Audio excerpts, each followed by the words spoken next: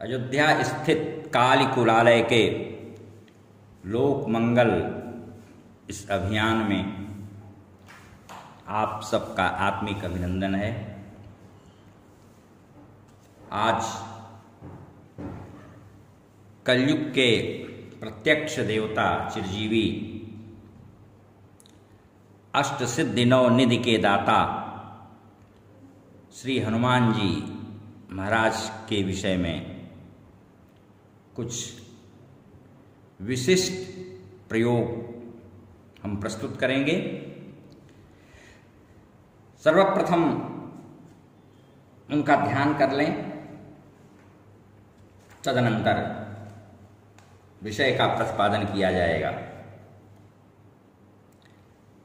वालार्कयुत तेजसं त्रिभुवन प्रक्षोभकं सुंदरं सुग्रीवादिसमस्तवानरगणैराराधितं साञ्जलिं नादेनैव समस्तराक्षसगणान् सन्नाशयन्तं प्रभुम् श्रीमद्रामपदाम्बुजस्मृतिरतं ध्यायामि वातात्मजम्। आज हम जिस विषय को लेकर के जिस विषय वस्तु को आपके सम्मुख प्रस्तुत करने जा रहे हैं वह है हनुमद अघोरास्त्रम। यह हनुमद अघोरास्त्र वैसे तो लघु है,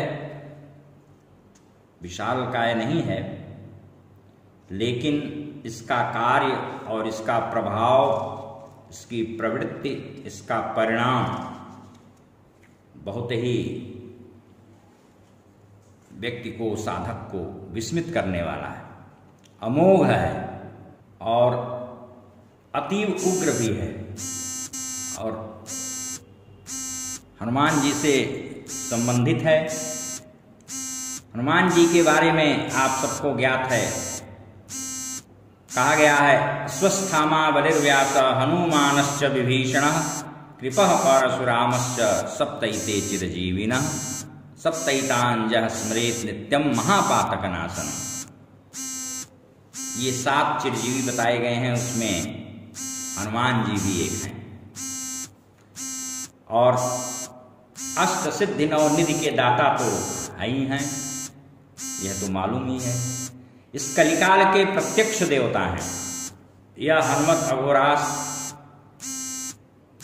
कठिन से कठिन दुर्गम संकट में साधक को उबारने की शक्ति सामर्थ्य रखता है। यदि इसका पुरस्चरण करके, इसका पारायण करके इसको सिद्ध कर लिया जाए तो, और कवच इत्यादि का पुरस्चरण कम से कम 11,000 बार उसकी आवृत्ति सविधि पाठ करने से संपन्न होती है। पाठारंभ करने के पहले सारी जो प्रक्रिया, गुरु पूजन, देह शुद्धि, दिक् शुद्धि, भू शुद्धि इत्यादि,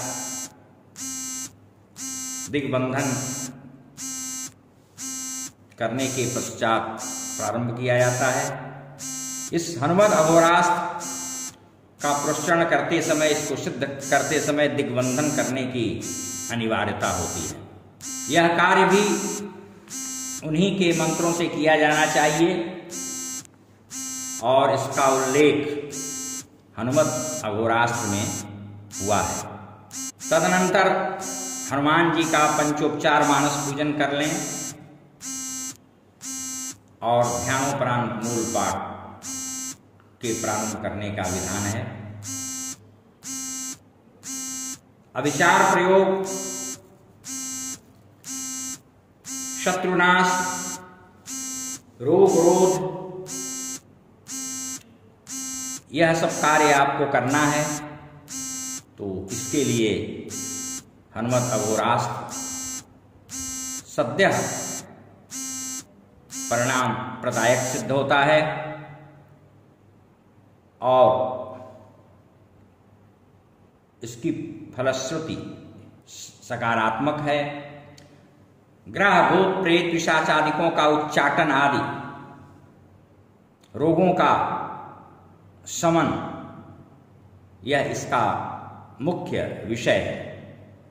दानव दैत्य ब्रह्म राक्षस और पाशबंध से मुक्ति प्रदायक भी है यह हनुमत अघोरास्त्र। अष्टपाश होते हैं और प्रत्येक जीव उन अष्टपाशों से आबद्ध रहता है, जकड़ा हुआ रहता है। इसलिए यहां पाशबंध मुक्ति कहा गया है। यहां पर हनुमान जी को भी राम रक्षा सिंह भैरव स्वरूप के रूप में प्रतिपादित किया गया है और कालाग्नि रुद्र रूप हनुमान को संबोधित करते हुए तरह तरह के कष्टों के भेदन की अभ्यर्थना प्रार्थना की गई है। खटकर्मों के प्रयोगों से मुक्ति हेतु भी इसमें विनय किया गया है। खटकर्म, वशीकरण, विद्वेषण, उच्चाटन आदि, मारण, ये सब जो अविचार प्रयोग हैं, शत्रुओं, रोगों और किए गए तांत्रिक अविचार प्रयोगों पर विजय प्राप्ति हेतु हनुमत अघोरास्त्र रामबाण है, अचूक है। इसकी फलश्रुति में कहा गया है कि यह स्तव राम, शिव एवं वीरभद्र कृत है। त्रिसंध्याओं में जो इसका पाठ करता है उसका इच्छित कार्य सुसंपन्न होता है। वह हनुमान जी की कृपा से अभिलषित फल की प्राप्ति करके सर्वत्र विजयी होता है। इसके लिए साधक पाठकों को 1,00,000 पाठ करना चाहिए। यही इसका विहित शास्त्र विहित विधान है। सौभाग्य हनुमान माला महामंत्र और विचित्र वीर हनुमान माला मंत्र भी प्रभुत प्रभावशाली है।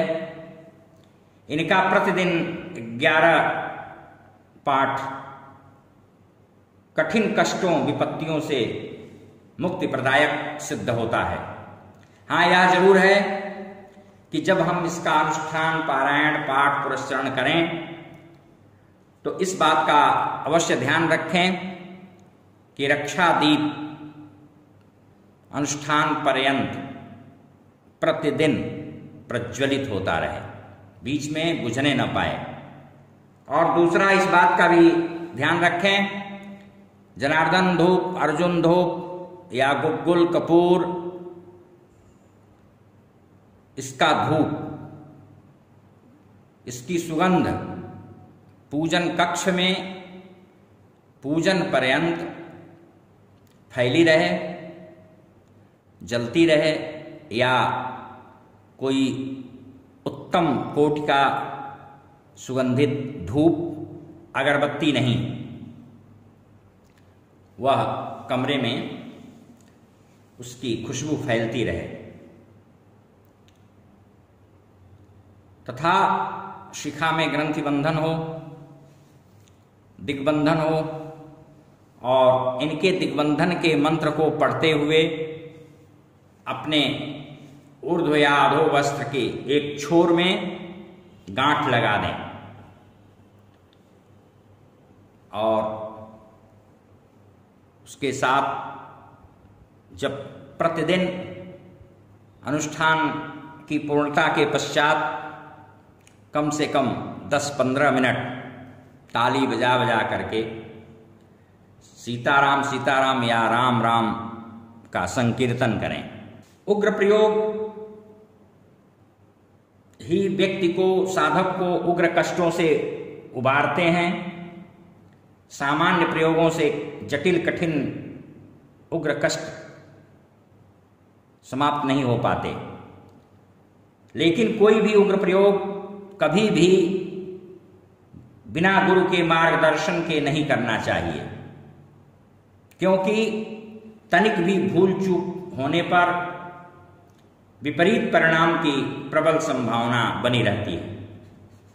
इसलिए पुस्तकों से पढ़ करके, किसी से सुन करके, बिना विधि विधा प्रक्रिया को भली भांति जाने समझे कभी भी स्वयं करने का दुस्साहस नहीं करना चाहिए। अन्यथा आसन्न संकट समाप्त नहीं हुआ, कटा नहीं कि दूसरा संकट और सम्मुख उपस्थित हो गया। प्रयोजन मूलक प्रयोग करने के पश्चात कम से कम उतना ही पाठ जब निष्काम भाव से पुनः किया जाना चाहिए। चाहे जिस देवी देवता का आप कर रहे हों, सभी देवी देवताओं के पुरस्चरण अनुष्ठान का यह विधान है।